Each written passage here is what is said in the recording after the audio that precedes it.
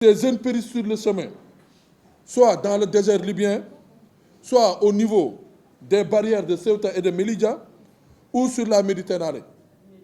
Pour rappel, en 2021, Rabat avait laissé entrer plus de 8000 de ses ressortissants en Espagne, suite à la pression diplomatique pour répondre sur la question du Sahara. Les fréquents bruits entre les deux royaumes ne serait-elle pas l'une des causes multiples des attaques dramatiques de ces barrières? En tout cas, le doute persiste. Nous avons suivi avec intérêt la sortie de Moussa Faki Mohamed, président de la commission de l'UA. Toutefois, nous attendons plus qu'une condamnation de principe, mais des actions concrètes et une visite sur les lieux pour s'enquérir de la situation réelle et une prise de décision applicable.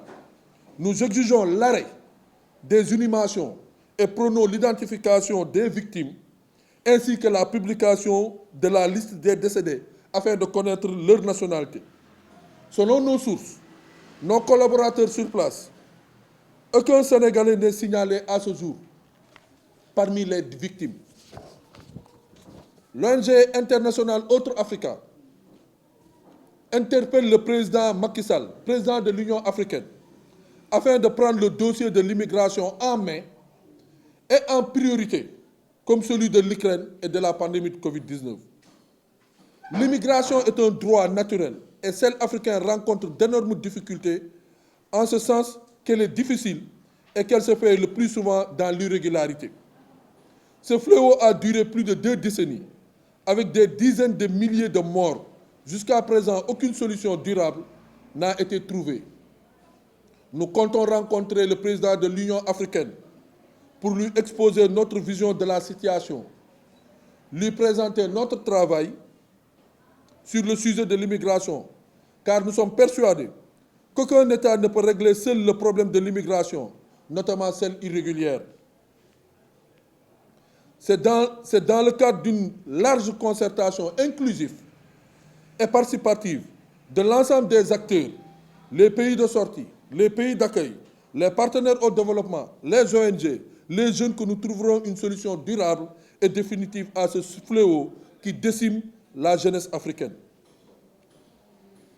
La situation nationale est marquée par le chavirement d'un pirogue au large des côtes de Ziguinchor, avec plus de 8 morts. Ce chiffre a évolué. Nous présentons toutes nos condoléances aux familles éplorées et nous prions le repos éternel des âmes.